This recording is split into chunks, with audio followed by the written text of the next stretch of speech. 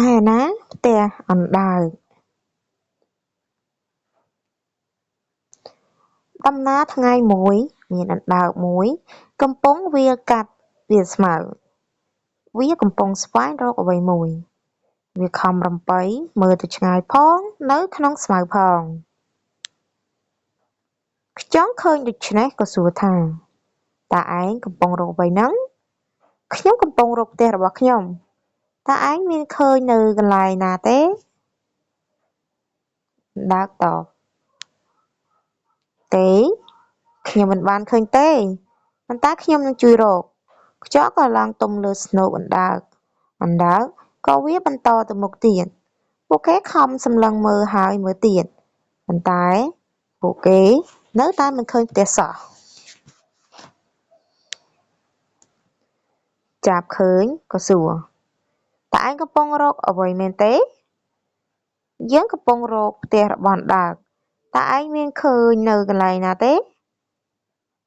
ខ្យងឆ្លើយទេខ្ញុំមិនបានឃើញទេប៉ុន្តែខ្ញុំនឹងជួយរកចាប់បន្តចាប់ក៏ទៅផ្ទះស្លាប់ហើរជាងទៅ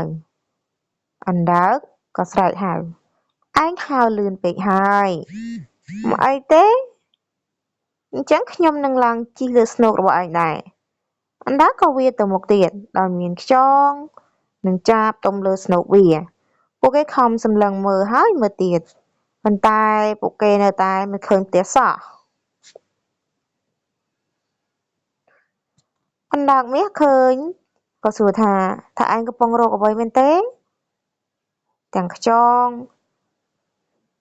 ទាំងចាប់ក៏តបទៅអណ្ដើកមាសថា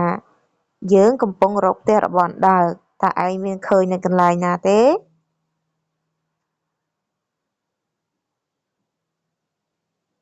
អណ្ដើកមាសក៏តបថាទេខ្ញុំមិនបានឃើញទេប៉ុន្តែខ្ញុំនឹងជួយរកអណ្ដើកមាសក៏លោតឡើងលើស្នូករបស់អណ្ដើកក៏ដើរបន្តទៀតដោយមានខ្យងចាប់និងអណ្ដើកមាសនៅលើស្នូករបស់វាពួកគេរកហើយរកទៀតប៉ុន្តែពួកគេនៅតែមិនឃើញផ្ទះសោះខ្យងក៏ចាប់ផ្ដើមបាក់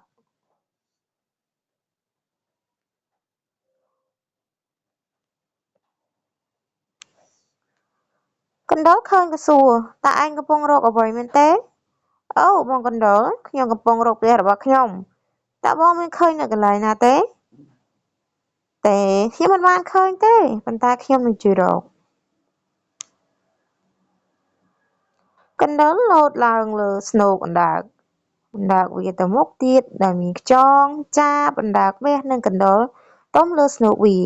ពួកគេខំប្រឹងរកមើលហើយមើលទៀតប៉ុន្តែពួកគេនៅតែមិនឃើញផ្ទះសោះ